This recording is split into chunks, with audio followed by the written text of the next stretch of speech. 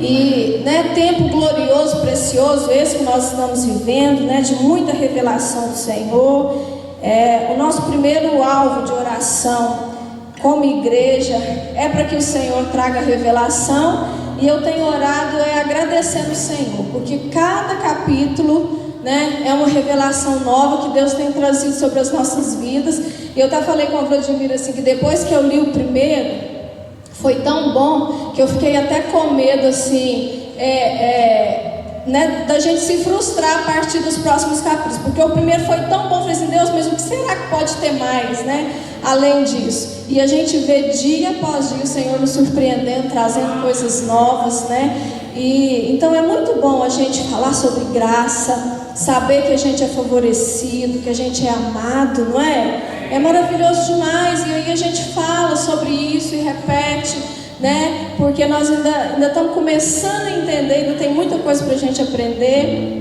E aí a gente, Senhor, eu sou favorecido, Senhor, eu sou abençoado, Senhor, eu sou justificado, né? E a gente declara isso, e a gente está aprendendo isso. Mas aí, às vezes no nosso dia a dia, vem, né, as lutas, as tribulações, né, os furacões da vida. E aí no meio dessas tribulações a gente começa a pensar, mas Senhor, eu não sou favorecido? Será que eu não estou entendendo direito a graça? Né? Será que eu estou fazendo alguma coisa de errado ainda? Por que será? Porque, né, eu estou falando que eu sou favorecido, eu estou ministrando toda semana sobre isso na igreja, mas parece que eu ainda não estou desfrutando. Por que será? Né? O que será que tem acontecido? Ou com vocês tem sido diferente? A vida de vocês está assim, mil maravilhas, nenhum problema? Todos nós temos problemas, né? Temos dificuldades, seja na área financeira, na área física, sentimental, né? Todos nós enfrentamos dificuldades. Mas aí lá no livro de Hebreus, você pode abrir sua Bíblia no livro de Hebreus capítulo 12, a gente vai percorrer um pouquinho.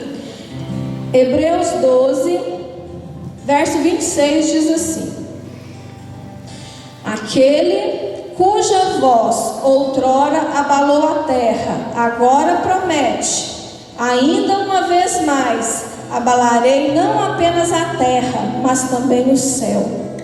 Então o Senhor está falando que vai abalar não só a terra, mas também o céu, né? Então o que acontece quando, né, acontece um abalo? As coisas se desestabilizam, foge do lugar, né? A gente sai da nossa área de conforto e a gente começa a perguntar: Senhor, mas por quê, né? O Senhor, ao mesmo tempo que o Senhor fala que nós estamos debaixo da graça, que nós temos tudo liberado sobre a nossa vida, a gente enfrenta um monte de dificuldade. Deus tem um propósito, né? Nessas dificuldades Deus tem um propósito. E o objetivo do Senhor em meio às tribulações é abalar todas as coisas, para que aquelas que não são abaláveis permaneçam, né? Então, o problema, gente, não são os problemas. O problema não são as tribulações, né? O problema é o que nós sentimos quando nós estamos no meio da tribulação. Que tipo de sentimento que é gerado em nós quando a gente está enfrentando uma dificuldade?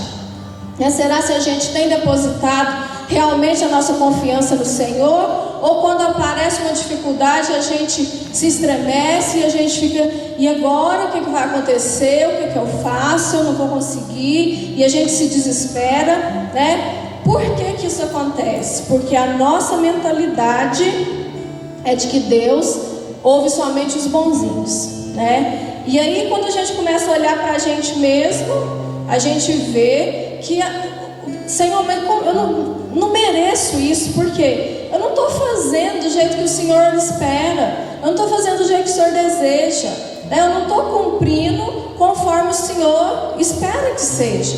Aí a gente começa a olhar para nós mesmos, e quanto mais a gente olha para nós mesmos, né, o que isso vai gerando? Medo, ansiedade, né, um sentimento de desamparo, porque quando você olha para você mesmo, você percebe que você está sozinho, porque Deus não vai me ajudar, porque eu não estou fazendo por onde merecer, né? Então, se nós, imagina comigo, se você tem certeza Você tenha certeza absoluta que Deus está com você, né? Que não existe pecado mais separando você de Deus. Você está convicto disso. Então, no meio da tribulação, é correto você ficar preocupado, ansioso, angustiado, com medo? Com medo do resultado daquilo? Não, né? Então é aqui que está a raiz do problema. Qual que é o tipo de relacionamento que nós estamos tendo com o Senhor? Né? Será se a gente tem se deixado abalar por essas dificuldades? Ou será se nós estamos deixando abalar só as coisas abaláveis, mas as inabaláveis, né? Que somos nós e o Senhor, permanecer firme, né? Se o nosso relacionamento é baseado em nosso mérito próprio, né? Então realmente a gente nunca vai ser suficiente para chegar diante de Deus e esperar que o Senhor nos abençoe. Porque imagina, gente, se cada um de vocês for falar assim, faz um retrospecto aí na sua mente só do dia de hoje. Quantos pecados você cometeu nesse dia? Em que você falhou hoje? Será que vai ser difícil você achar alguma coisa? Ou será que vai ser várias coisas? Senhor, falhei em várias coisas. Então a gente não tem, né? A gente não é bom o suficiente para chegar diante de Deus, se a gente for olhar por isso, né? Então, mas a promessa do Senhor é que a gente vai permanecer firme mesmo no meio das tribulações, né? Mas como que eu posso permanecer firme? Aí lá no livro de Hebreus, né, a gente vê o autor do livro de Hebreus fazendo um contraste, né, entre dois montes, o Monte Sinai e o Monte Sião. O Monte Sinai representa a lei e o Monte Sião representa a graça, né? Então, se eu estou no Monte Sinai, eu estou debaixo da lei. E se eu estou no Monte Sião, eu estou desfrutando do favor do Senhor, debaixo da graça. E é aqui que a gente vai ver um pouquinho desse paralelo, né? Quais são as características do Monte Sinai e quais são as características do Monte Sião, para a gente identificar. Porque se nós estivermos no Sinai, nós precisamos sair correndo de lá e ir para Sião. Amém? Então o Monte Sinai representa a lei, né? Representa aqueles que confiam em si mesmo, na sua própria justiça, na força do seu braço, né? E nós não podemos pensar que a lei é ruim. Vocês acham que Deus cria alguma coisa ruim? Não, então a lei não pode ser ruim, né? A lei, ela é justa, ela é santa, ela é correta. Se a pessoa conseguir cumprir a lei, ela vai colher os benefícios daquilo, não é verdade? Porque a lei ensina a gente a viver uma vida correta, fazer tudo dentro do padrão de Deus, né? Mas aí lá no livro de Hebreus tem uma descrição do Monte Sinai, ou seja, da lei, né? Hebreus 12, a partir do 18, diz assim: ora, não tendes chegado ao fogo palpável e ardente, e à escuridão, e às trevas, e à tempestade. Então, o que estava acontecendo no Sinai, né? O Monte Sinai, ele estava em chamas no topo, né? Mas ao mesmo tempo ele estava em escuridão e trevas. Ou seja, o topo do monte estava em chamas, mas o restante do monte era treva, escuridão. O que isso significa? Já foi falado aqui ontem, e talvez a gente repita algumas coisas do que a gente já estudou, né? Significa que a lei é fogo, mas ela não tem condição de nos iluminar. A lei não tem condição de nos transformar e mudar a nossa natureza. Então, quando nós andamos na lei, nós andamos em trevas, né? Falta paz no coração, falta direcionamento, uma sensação de medo, de que você está sozinho. Isso que a lei causa, né? Mas essa não é a condição do cristão. Não é essa a condição do cristão, porque o Senhor saiu da lei e veio para a graça, né? Vamos continuar, Hebreus 12, 19. E ao canglor da trombeta, ou seja, ao toque da trombeta, e ao som de palavras tais, que todos quantos ouviram suplicaram que não se lhes falasse mais, né? A vontade de Deus, gente, era fazer de Israel uma nação de sacerdotes, né? Lá no livro de Êxodo, lá no versículo 19, Êxodo 19, versos 5 e 6, diz assim, ó: agora, se me obedecerem fielmente e guardarem a minha aliança, vocês serão meu tesouro pessoal dentre todas as nações. Embora toda a terra seja minha, vocês serão para mim um reino de sacerdotes e uma nação santa. Era isso que Deus queria fazer do povo, né? O tesouro especial dele, né? É isso que Deus, né, preparou todo o ambiente para que aquele povo se tornasse reis e sacerdotes. Era essa a vontade do Senhor. Mas quando o povo olhou para o Monte Sinai e viu aquela situação, fogo, escuridão, raios, né, relâmpagos, porque o restante do texto vai falar isso. Então eles ficaram aterrorizados, eles ficaram com medo, porque eles olharam para si, né, e eles pensaram assim: se a gente chegar diante de Deus, nós vamos ser fulminados, porque nós não temos condição, né? E aí eles disseram assim para Moisés: não, Moisés, né, Deus mandou reunir o povo, porque Deus queria falar diretamente com o povo, não queria usar um intermediário. Mas aí o povo ficou com tanto medo e falou: não, Moisés, né, vai você lá no monte, tipo assim, se for morrer, morre você, né? Vai você lá no monte e o que Deus falar para você, você fala para a gente. E aí assim aconteceu. Aí Deus deu os 10 mandamentos e as leis, que são mais de 600, né? Foi assim que Deus criou as leis, né? Porque o povo não entendeu que dependia do Senhor. O povo começou a falar assim: não, Moisés, vai lá e fala com Deus que tudo que Ele mandar nós vamos fazer. É só Ele falar para você, Ele fala com você, você fala para nós e a gente faz. Ou seja, nós conseguimos, Moisés, na força do nosso braço, nós dá conta. Tudo que Deus falar, a gente faz. E tudo que Deus queria era ter um relacionamento com o povo, né? Deus queria que as pessoas enxergassem que elas sozinhas elas não conseguiam, que elas precisavam do Senhor, né? Então, gente, um sinal claro de quem vive na lei é aquela pessoa que está sempre procurando alguém para interceder por ela, né? E aí, vocês já repararam que como que a gente mesmo age? Por exemplo, vem um pregador de fora aqui. Vamos supor que hoje tivesse o pastor Tiago aqui. Eu tenho certeza que ia ter muito mais pessoas. E aí, na hora do apelo, da oração, aí o Tiago falasse assim: vem os líderes aqui da igreja para frente, nós vamos orar pelas pessoas. E o Tiago também ia orar, ia descer né, orar com imposição de mãos. Muita gente não ia querer receber a oração do líder. Por que não? Porque ele é que é o santo, ele é que é o bom. Ou seja, eu preciso de alguém justo para interceder a Deus por mim. E se ele está ali sendo usado por Deus, ele é o cara. Então ele precisa pôr a mão na minha cabeça e orar por mim aqui, porque aí vai ser um passo de mágica. Orou, problemas resolvidos. O ungidão de Deus orou por mim. A gente tem essa mentalidade. A gente acha que é a pessoa, né? E não é a pessoa, é o Senhor. Então, não estou dizendo, gente, que a gente não pode receber oração.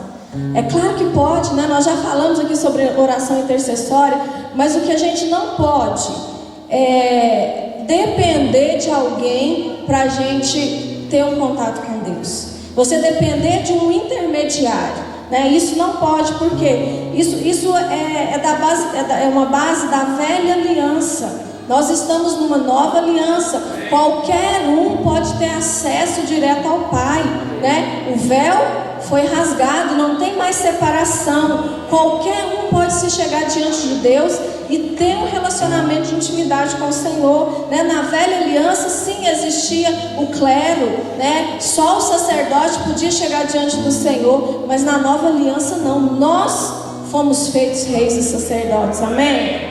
Então, né, quando os que vivem no Monte Sinai estão sempre procurando intermediários, eles não confiam na própria oração, né, sempre quer alguém para estar intercedendo por eles. Por quê? O Monte Sinai, gente, representa a condenação, a culpa.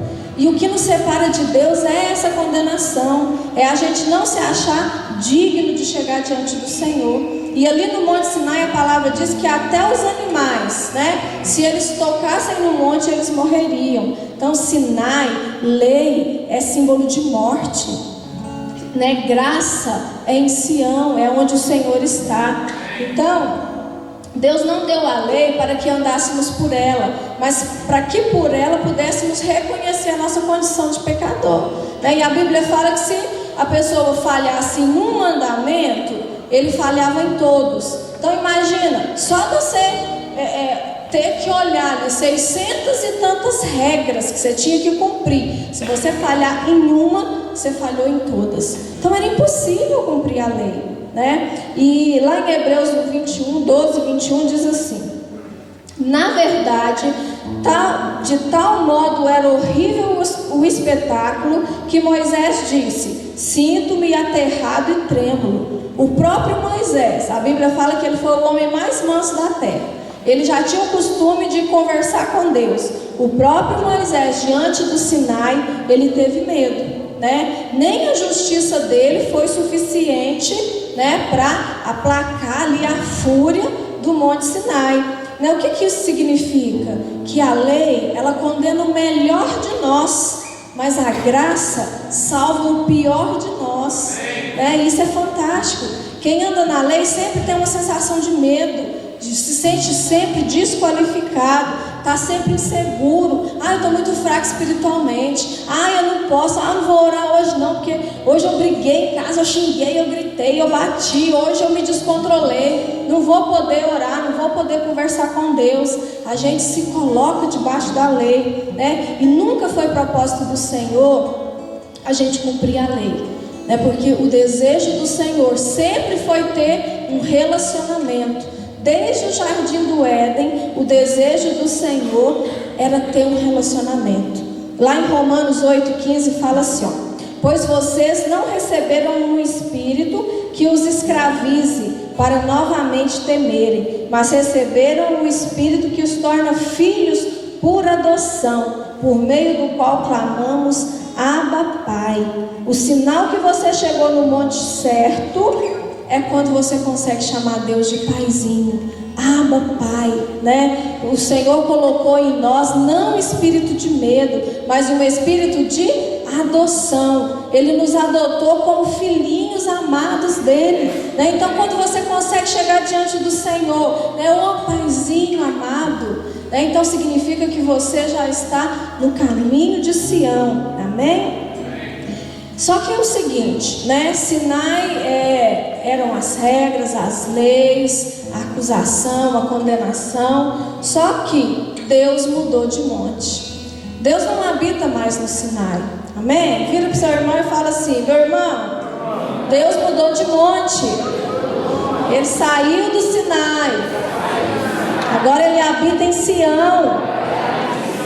Amém. Hebreus 12, 22 diz assim: mas, como que nós começamos o texto? Vocês não estão no Sinai, né? Resumindo, agora aqui, mas tende chegado ao monte Sião, a cidade do Deus vivo, a Jerusalém celestial, e a incontáveis hostes de anjos, e a universal assembleia. Precisamos ter uma coisa em mente: Deus mudou de monte, né? Deus saiu da lei e veio para a graça, né? Não tem ninguém mais lá no Sinai, nem Jesus, nem Deus, nem anjos, ninguém, não tem ninguém mais lá, né? Foram todos para Sião. E é em Sião, né, a cidade de Deus, onde Deus habita. Deus saiu do Monte Sinai e veio para o Monte Sião. Ele abandonou a lei, né? Ele veio para a graça. Deus, ele ama a graça. Ele é a própria graça, ele é gracioso, né? E ele deseja ter um relacionamento conosco baseado não na lei, mas na graça.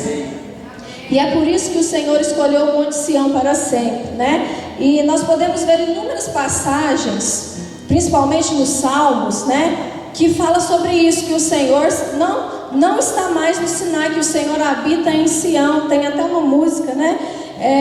Por exemplo, o Salmo 9:11 fala assim: cantai louvores ao Senhor que habita em Sião, proclamai entre os povos os seus feitos. Salmo 128:5: o Senhor te abençoe desde Sião, para que vejas a prosperidade durante os dias da tua vida. Salmo 132:13: pois o Senhor escolheu a Sião, preferiu-o por sua morada. O que isso simboliza, gente? Isso aqui já é a nova aliança, né, sendo ali pontuada dentro da velha aliança.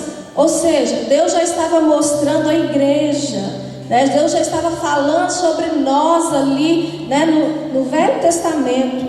Então Deus habita em Sião. Mas infelizmente ainda tem muita gente no Monte Sinai, ainda tem muita gente pregando a lei, querendo viver a lei. E aí lá em Hebreus 12:23 fala assim, a igreja dos primogênitos, né? Então o que aconteceu? Deus falou que nós não estávamos mais no Sinai, o lugar de trevas, né? Nós chegamos no Monte Sião, na cidade de Deus, a igreja dos primogênitos. Quem que chegou? A igreja dos primogênitos, cujos nomes estão escritos no céu. Vocês chegaram a Deus, juiz de todos os homens, e ao Espírito dos justos e aperfeiçoados, né? Então quem que tem o nome no céu? Quem tem o nome escrito no céu? Então, como que Deus se referiu a nós aqui nesse texto? Como justos e aperfeiçoados. Gente, um Deus que é conhecedor de todas as coisas. Se Ele olhar para você, não sabe o que você está pensando agora? Sabe. E mesmo assim, sabe o que Ele fala sobre você? Você é justo e aperfeiçoado. Isso que o Senhor escolheu pensar e ver a nosso respeito, né? O juiz de todos nos declarou justos e inocentes. Não há condenação sobre vocês, né? Você não precisa mais temer, não tem mais o que temer, porque o Senhor olha para você e fala assim: Ele é justo, passou no teste, né? Esse aqui tem o sangue sobre a vida dele, ele entendeu, ele está na graça.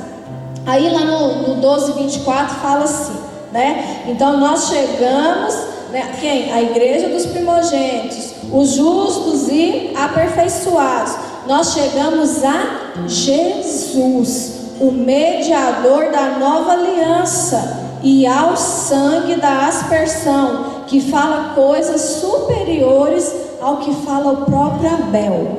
Então aqui complicou tudo. O sangue fala, como assim, né? Nós chegamos a quem? A Jesus, mediador da nova aliança, e ao sangue da aspersão, que fala coisas superiores que fala o próprio Abel. Então, o sangue de Abel falava, o sangue de Abel falou, não é isso que a Bíblia fala? Lá em Gênesis 4, do 9 ao 10, fala assim: então o Senhor perguntou a Caim: onde está o seu irmão Abel? Respondeu ele: não sei, sou eu responsável pelo meu irmão? E disse o Senhor: o que foi que você fez? Escute, da terra o sangue do seu irmão está clamando. O que o sangue de Abel estava clamando? Justiça. O sangue de Abel estava clamando por justiça. Clamar por justiça não é ruim, não. Clamar por justiça é bom. Só que o texto está dizendo aqui que o sangue de Jesus fala ainda coisas superiores. Então a justiça é boa, mas o sangue de Jesus fala coisas melhores ainda, superiores a essa, né? Então lá na cruz, quando o sangue de Jesus foi derramado, quando colocaram a coroa de espinho, né? Quando o açoitaram, colocaram os pregos nas mãos e nos pés dele, o que foi que Jesus disse? O que foi que Jesus disse? Pai, perdoa, Pai, esse povo não sabe o que eles estão fazendo, não. Está lá em Lucas 23:24. Então, o que o sangue de Jesus está falando? O sangue dele sendo derramado ali, e ele falando: Pai, perdoa, eles não sabem o que eles estão fazendo. O sangue de Jesus está falando de perdão, de misericórdia e de graça, né? Isso é superior à sua justiça própria, isso é superior, né? Então, e aí lá no 12:25 fala assim, ó, presta atenção nesse pequeno pedacinho. 12:25: Tende cuidado, não recuseis ao que fala. Quem que está falando? O sangue, né? Mas o que está falando aqui para a gente ter cuidado, para a gente não recusar ao que fala? Então, o sangue de Jesus está falando. Então, como que eu recuso ouvir o sangue de Jesus? Quando eu não entendo que eu sou perdoado, né? Então, o sangue nos diz que nós somos perdoados, nós somos justos pela fé. Então, precisamos ter cuidado. Quando a gente não ouve o sangue de Jesus, a gente volta para a lei, né? E a nova aliança é exatamente sobre isso. Nova aliança é perdão de pecados. Muitos acham que falar sobre perdão de pecados é só novo convertido, né? Ah, não, Jesus perdoou seus pecados, e aí você ministra isso para o novo convertido e pronto, né? Ou seja, é um leitinho ali na mamadeira. Mas isso é um engano de Satanás, né? O diabo, ele quer nos manter enganados, para ele nos manter prisioneiros, né? Gente, se nós não nos lembrarmos constantemente que nós somos perdoados, a gente não tem fé o suficiente para chegar diante de Deus.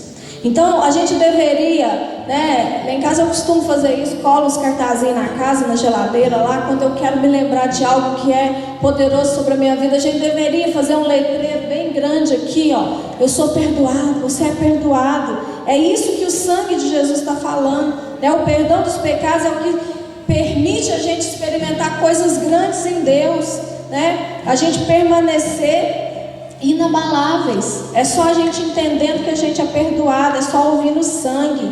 O sangue está falando que você é perdoado. Então, quando você crê que você é perdoado, aí você sai, né, daquela área de insegurança, daquela área de medo, e você entra para um terreno, né, que é firme.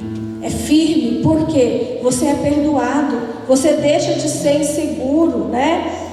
Quando você tem a consciência de que você é totalmente perdoado, então nada mais abala a sua fé. Nenhuma circunstância, pode vir o que for, que você permanece ali, né? Depois de ouvir o sangue, você sabe que pode orar a Deus em nome de Jesus, porque você tem comunhão com Ele. Nada mais pode quebrar essa comunhão que você tem com o Senhor. É o sangue que está falando isso, né? É o perdão dos pecados, é o centro do Evangelho. Quando você sabe que não há mais pecado entre você e Deus, então você se torna confiante para chegar na presença dele, né? Para falar: ai, Paizinho, né? Eu errei, Senhor, eu falhei, mas eu preciso da ajuda do Senhor. Eu preciso da ajuda do Senhor para eu ser melhor, né? E quando a gente declara: Senhor, eu sou perdoada, eu sou curada, gente, é uma série de coisas que vem sobre a nossa vida quando a gente compreende que a gente é perdoado. O Senhor nos deu uma ordenança, né? Toda vez que a gente se reunisse como igreja, foi assim que Ele disse, né? Para a gente celebrar a ceia do Senhor. Não é assim que está na palavra, né? Então, a ceia do Senhor, o que é para a gente se lembrar? Que nós estamos debaixo de uma nova aliança, uma aliança do sangue de Jesus. Mas aí, quando a gente lê aquela parte lá: examine-se o homem a si mesmo, então coma do pão. É assim que tá, né? Aí a gente examina a si mesmo e a gente olha para eu, homem, para eu, Dejane, para você. E aí, quando você olha para você e você vê o seu pecado, aí você pensa assim: não posso tomar ceia, não posso porque eu estou em pecado. Gente, quantos anos nós vivemos escravo disso? Hoje eu não vou tomar a ceia porque eu estou em pecado, eu estou indigna. O dia que você se sentir indigno, não toma um copinho não, pede para eles arrumar um balde para você. É o dia que você mais precisa, É nessa hora que você necessita mesmo do sangue sobre a sua vida. Então, quando o homem fala, examine-se a si mesmo, quem que habita em você? Então, você tem que olhar para Cristo em você, né? E declarar: Senhor, eu te glorifico porque eu sou perdoado, porque eu estou debaixo de uma nova aliança, e essa aliança é suficiente para me religar de volta ao Senhor, para me perdoar dos meus pecados, para me fazer uma pessoa justa, santa. É isso que o Senhor declara sobre você, né? Então, examine-se a si mesmo, mas não olhe para você, para suas falhas. Olhe para quem habita em você, né? Não importa o nível de maturidade, né? Se você está chegando agora, ou se você já é crente há 50 anos, 30 anos, né? Você precisa se lembrar todos os dias que você é perdoado, que o sangue de Jesus foi para perdoar os seus pecados, foi para fazer de você justo, né? Lá em Efésios capítulo 1, verso 7, fala assim: no qual nele temos a redenção pelo sangue, a remissão dos pecados segundo a riqueza da sua graça, né? Nós temos a remissão dos nossos pecados segundo a riqueza da graça de quem? Da graça de Jesus. Então não é sobre você, é sobre Ele, né? Não é a respeito de você, é a respeito dele que habita em você. E aí a gente vai ver o quanto, gente, quando a gente entende o perdão do Senhor, o que isso gera na vida da gente. Primeiro, gera fé. Lá em Marcos, capítulo 2,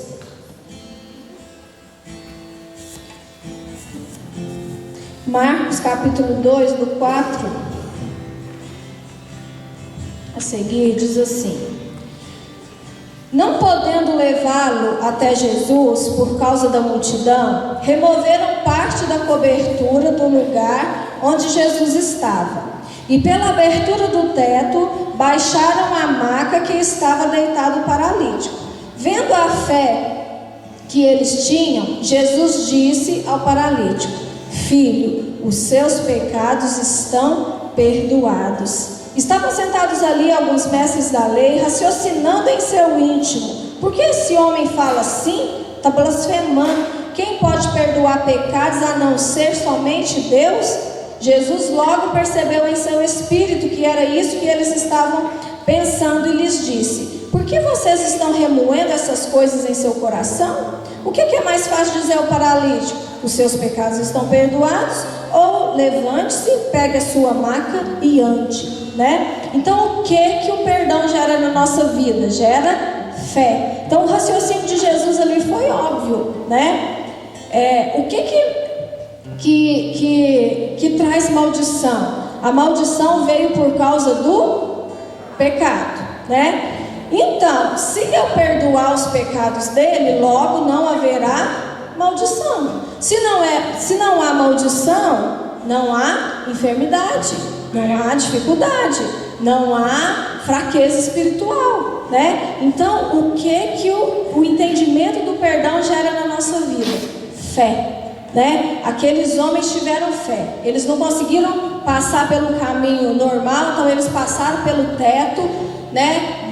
Jesus viu a fé deles e falou: vai, os seus pecados estão perdoados, né? Então, quando você compreende que você é perdoado, né, isso gera uma fé em você. E se não há pecado, não há maldição. Então, se você não está debaixo de maldição, você está debaixo da graça, mais uma vez, né? Então, enquanto acharmos que os nossos pecados não foram perdoados, nós não temos fé para pedir coisas grandes. E aí a gente fica com medo das migalhas, porque a gente não tem fé o suficiente para pedir coisa grande. Outro dia eu estava escutando uma história. O avô foi aniversário da netinha, ele foi levar a netinha para comprar um presente na loja. Aí ele pensou assim: ela vai querer uma Barbie, né? Eu vou dar ela uma Barbie, uma bonequinha assim. E aí ele levou a netinha. Chegou lá, sabe qual foi o presente que ela quis? Ela quis aqueles carros motorizados que você entra dentro e sai andando, né? E aí o avô ficou assim: ué? Não, eu achei que ela ia querer uma bonequinha. Ela foi querer o presente mais caro da loja. a netinha sabia do amor do vovozinho dela. E ela podia chegar diante dele e pedir que ele ia amolecer o coração e ele ia acabar dando. Porque aquela netinha sabia que ela é amada pelo avô dela. Então, quando nós compreendemos que somos amados pelo Pai, que nós somos perdoados, que não há divisão, separação entre nós, então nós podemos chegar diante dele e pedir o carro, e pedir a casa, e pedir o que você precisa, o que você está necessitando, Então você pode pedir coisas grandes, porque o perdão de pecados gera fé em você para isso. Segundo, o perdão de pecados gera também amor, Jesus disse assim, que aquele que é mais perdoado ama mais. Vamos lá para Lucas agora, capítulo 7. Lucas 7, do 36 ao 50.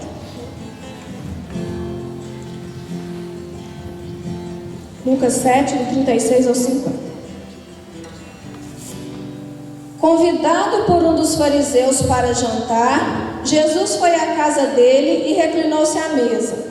Ao saber que Jesus estava comendo na casa do fariseu, certa mulher daquela cidade, uma pecadora, trouxe um frasco de alabastro com perfume e colocou atrás de Jesus a seus pés. Chorando, começou a molhar-lhe os pés com suas lágrimas. Depois o enxugou com seus cabelos, beijou-os e ungiu com perfume. Ao ver isso, o fariseu que o havia convidado, disse a si mesmo: se este homem fosse profeta, saberia quem está tocando nele, que tipo de mulher ela é, uma pecadora. Então Jesus lhe disse: Simão, tenho algo a lhe dizer. Dize, mestre, disse ele. 2 homens deviam a um certo credor. Um lhe devia 500 denários e o outro 50. Nenhum dos dois tinha com que lhe pagar. Por isso perdoou a dívida a ambos. Qual deles o amará mais? Simão respondeu: suponho que é aquele a quem foi perdoada a dívida maior. Você julgou bem, disse Jesus. Em seguida, virou-se para a mulher e disse a Simão: vê esta mulher? Entrei em sua casa, mas você não me deu água para lavar os pés. Ela, porém, molhou os meus pés com suas lágrimas e o enxugou com seus cabelos. Você não me saudou com um beijo, mas esta mulher, desde que eu entrei aqui, não parou de me beijar os pés. Você não ungiu a minha cabeça com óleo, mas ela derramou perfume nos meus pés. Portanto, eu lhe digo, os muitos pecados dela lhe foram perdoados, pois ela amou muito. Mas aquele a quem pouco foi perdoado, pouco ama. Então Jesus disse a ela: seus pecados estão perdoados. Os outros convidados começaram a perguntar: quem é este que perdoa pecados? Jesus disse à mulher: sua fé a salvou, vá em paz. Então, o que Jesus está dizendo aqui? Que quem muito é perdoado, ama mais, Então, quando eu compreendo que eu vim assim, do pecadão mesmo, eu cometi os piores tipos de atrocidades, e aí você pensa assim: mas eu sou tão bonzinho, nunca roubei, nunca matei, nunca prostituí, nunca fiz nada de mal. Querido, nós já nascemos debaixo do pecado. O nosso pecado foi grande demais, Mas aí, aquela mulher, mesmo sendo pecadora, o que ela fez? Ela chegou diante do Senhor, ela beijou os pés dele, ela lavou os pés dele com lágrimas, ungiu com óleo. Está dizendo aqui no texto que ela não parava de beijar os pés dele. Ela era pecadora e ela sabia o quanto ela foi perdoada. Agora o fariseu, o Simão, ele recebeu Jesus assim, Era um costume daquela época eles darem água para lavar os pés, se cumprimentarem com beijo. Mas aquele homem, ele se achava o tal, O Simão se achava o tal. Eu vou, tipo assim, esnobando mesmo de Jesus. Por quê? Porque ele achava que ele não tinha pecado. Ele era fariseu, ele achava que ele cumpria a lei, que ele fazia tudo direitinho, Mas aquela mulher não, foi o contrário. Ela foi extravagante, né? Ela demonstrou o amor para o Senhor com exagero, né? A gente sabe que um vaso de alabastro, ele custava na época o preço de um ano inteiro de salário. Faz as contas aí rapidinho na sua mente. Você vai pegar o salário do seu mês, né? Durante um ano você não vai gastar um centavo. Você vai juntar tudo e vai comprar aquele frasco de perfume. Aquela mulher pegou aquele perfume e foi ungir os pés de Jesus, né? Então aquele que não tem ideia do quanto foi perdoado, ele acha tudo difícil demais. Foi o que o Simão fez. Ele achava que não tinha pecado para ser perdoado, né? Então ele achava difícil demais arrumar lá a água para Jesus lavar os pés, receber Jesus como o costume da época, né? Ungir Jesus, receber Jesus de forma apropriada, né? Infelizmente, isso acontece muito no meio da igreja, né? As pessoas acham assim, tá tudo difícil demais, a igreja cobra demais, agora já não basta semana 7/24 ter culto todo dia, agora na campanha do jejum também, e tem que orar, e tem que jejuar, e tem que vir para a igreja, e tem que ler um livro, tudo fica pesado, né? Mas quem muito é perdoado, ele não se importa de servir. Quando você entende que você era um pecador, que você sabe de onde Deus te tirou, a transformação que Ele fez na sua vida, você fica procurando motivos para servir. Ah, é para orar? Não vou só orar não, vou ler a Bíblia também. Eu vou interceder. Ah não, é para orar 1 hora? Não, vou orar 2. Você quer fazer mais porque você entende, né, a sua posição de quem foi perdoado. Você está procurando situações para você servir a Deus como forma de gratidão pelo que Ele fez por você. Então, se não tivermos a percepção do quanto fomos perdoados, tudo o que fazemos se torna religioso, né? Quantas vezes pessoas vão servir ao Senhor, às vezes vão cantar, às vezes vão trabalhar de servo, às vezes vão ficar lá com as crianças, vão por religiosidade, não tem amor, não tem encargo, né? Não fala, Senhor, eu vou fazer o meu melhor. Não significa, né, que aí você olha e sabe, mas fulano faz tão bem, eu não sei fazer. Não, é o seu melhor.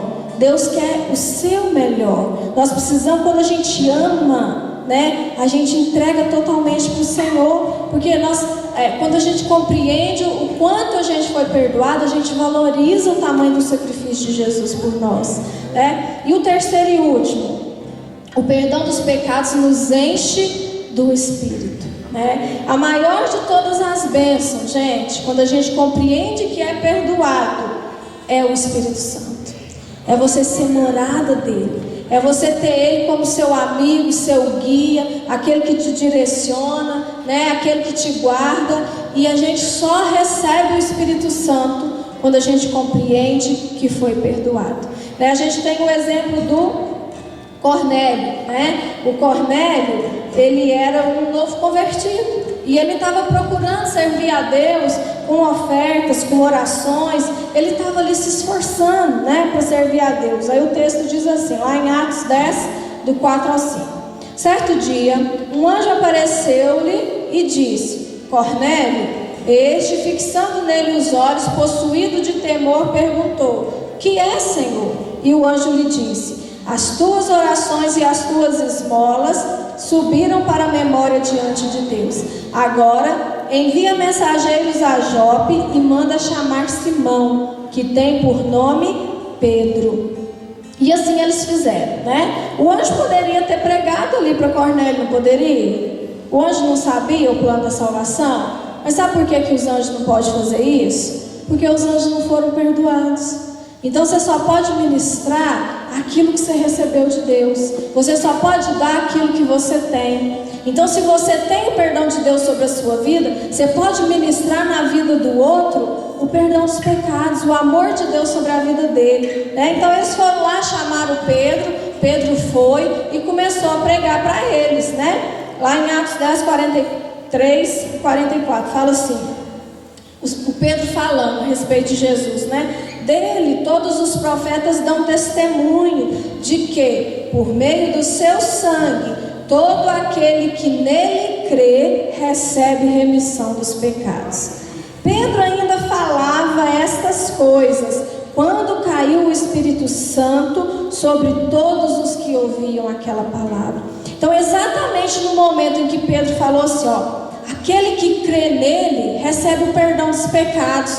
O Espírito Santo caiu sobre eles, todos foram cheios do Espírito, né? Então, quando nós entendemos que não, né? Quando Cornélio entendeu que ele não tinha mais pecado, imediatamente ele e todas aquelas pessoas ali foram cheios do Espírito. E por que a gente fica pensando, gente?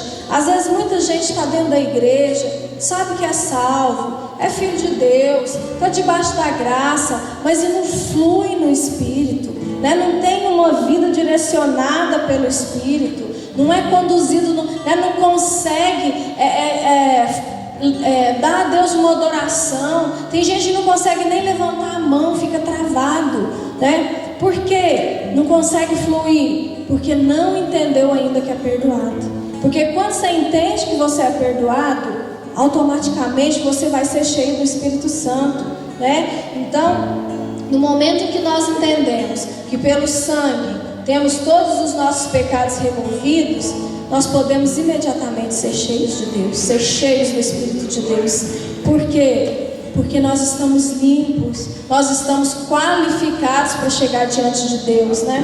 Ontem a gente entrou no carro, indo embora, e a Melina falou assim: mãe, hoje eu aprendi o livro sem palavras. Aí eu falei: ah, é? E o que estava falando o livro sem palavras?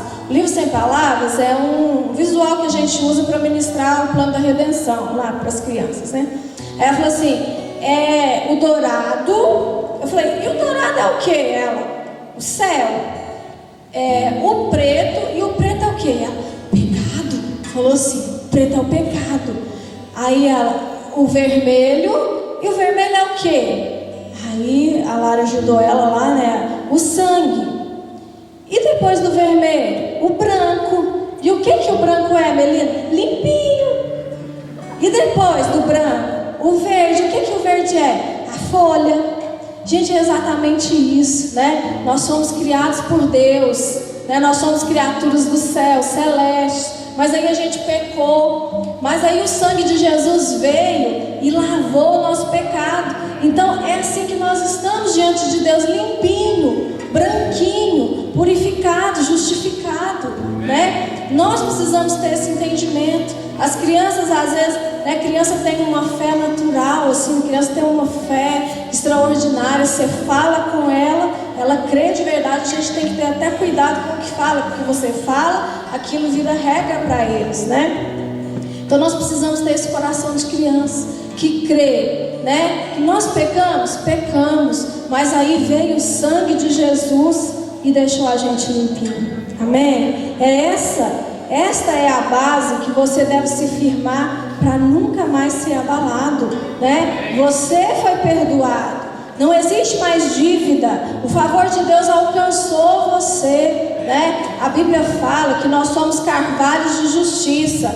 Carvalho é uma planta, uma árvore, né? Que pode vir a tempestade que for, e ela vai para lá, ela tomba para cá, ela tomba para lá. Mas aí, a hora que passa o vento, ela levanta, ela se ergue novamente. E o Senhor está dizendo que nós somos esse carvalho de justiça. Por causa disso, o favor de Deus está sobre você. Isso não significa que você não vai passar dificuldade, mas significa que você vai sair dela vitorioso, porque isso já está liberado sobre a sua vida. Amém? O Ministério de Louvor pode subir. Lá em Colossenses capítulo 2, do versículo 13 ao 15, diz assim: quando vocês estavam mortos em pecados, Deus os vivificou com Cristo. Ele nos perdoou todas as transgressões e cancelou a escrita de dívida que consistia em ordenanças e que nos era contrária. Ele removeu, pregando-a na cruz e tendo despojado os poderes e as autoridades, fez deles um espetáculo público, triunfando sobre eles na cruz. Não há mais condenação sobre a sua vida. Não há mais escrito de dívida sobre você. Ontem o Danilo simbolizou muito bem aqui. Foi rasgado, acabou. né? Você está debaixo do favor, você tem livre acesso, a linha direta com o Pai. Tudo que você precisa é crer, você não precisa mais de intermediário, né? O seu papel agora é crer, o seu trabalho é crer que você foi perdoado. Esse é o princípio do Evangelho, esse é o plano do Senhor para a nossa vida. Foi para isso que Ele veio, né? E se entregou para nos perdoar. Eu queria que vocês se colocassem de pé. Nós vamos cantar uma canção que nós já cantamos hoje. Nós somos salvos pela graça, mas isso não pode ser só uma frase de efeito. Nós precisamos compreender o poder disso na nossa vida, né? Não é ser livre de problemas, mas é você ser triunfante em meio aos problemas. Amém? Então nós vamos cantar essa canção agora, mas eu queria que você cantasse ela com outra perspectiva, como você sendo participante, você se apropriando disso que está liberado sobre a sua vida. Gente, se a gente compreender isso, a gente vai ter um outro nível de vida, né? A gente vai ter um outro nível de intimidade com o Senhor, um outro nível de entendimento. Deus tem nos levado a níveis profundos de revelação. Por quê? Porque Ele quer se relacionar com você, né? Será que nós somos privilegiados? Somos. Todos nós somos filhos amados do Pai. O Senhor quer você lá, né, no cantinho do quarto, lá sozinho com Ele, falando: ah, Paizinho. O Senhor sabe tudo que você precisa. O Senhor sabe de tudo que você necessita, né? Então declare que você está debaixo dessa graça, desse favor. Vamos adorar o Senhor com essa canção, né? E não vou chamar vocês para vir para frente, para orar, sabe por quê? Você mesmo vai orar. Você é o sacerdote, né? Então você pode.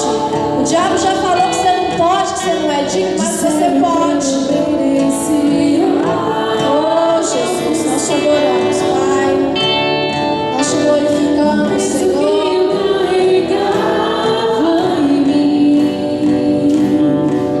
Oh, Jesus, esse peso não está mais sobre você. Jesus já te aliviou.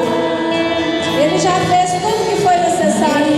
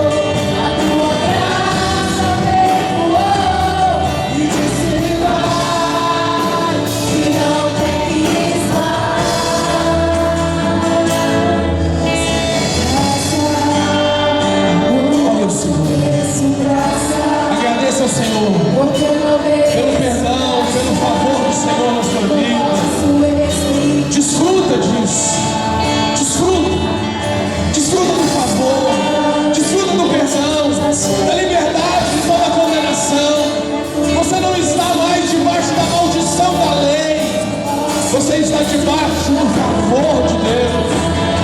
Declare.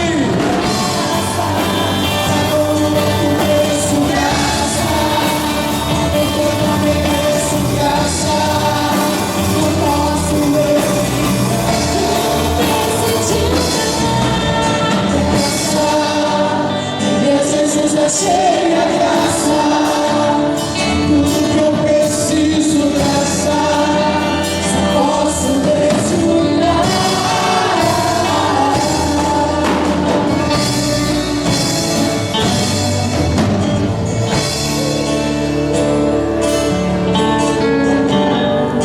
Libere palavras de gratidão ao Senhor.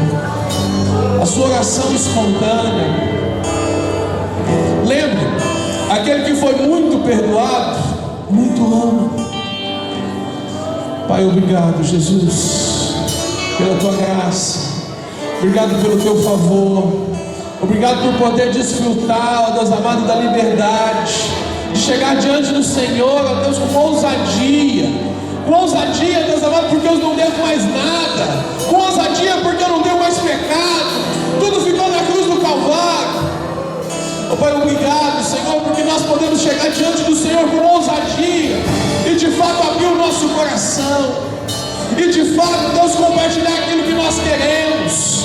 Ó Deus, obrigado, Senhor, porque o Senhor é o nosso Pai, porque o Senhor é aquele que nos abraça, é aquele que nos acolhe. Pai, obrigado, Senhor, porque não existe mais condenação sobre mim, porque não existe mais dívida contra mim. Oh Deus, obrigado. Obrigado, Jesus, pela tua graça. Obrigado pelo teu favor. Obrigado por compreender. Oh Deus, nós oramos, ó Deus amado, para que os teus filhos possam desfrutar dessa realidade. Ó Deus, que toda mente, Deus amado, ainda presa na religiosidade, preso ainda na autocondenação, Pai, em nome de Jesus, seja livre agora, em nome de Jesus. Seja livre, desfrute da liberdade, porque foi para isso que o Senhor veio, para desfazer as obras do maligno. Tudo que te prendia não tem mais poder sobre a sua vida. Você é livre para a glória do Senhor. Amém? Amém? Você pode declarar assim: eu sou livre. Você pode declarar assim: eu sou livre. Ah, Jesus, obrigado. Que o amor de Deus, a graça do nosso Senhor Jesus Cristo, essa maravilhosa graça, e a comunhão preciosa do Espírito Santo seja sobre a sua vida, são sobre a sua vida, são sobre a sua vida, em nome de Jesus.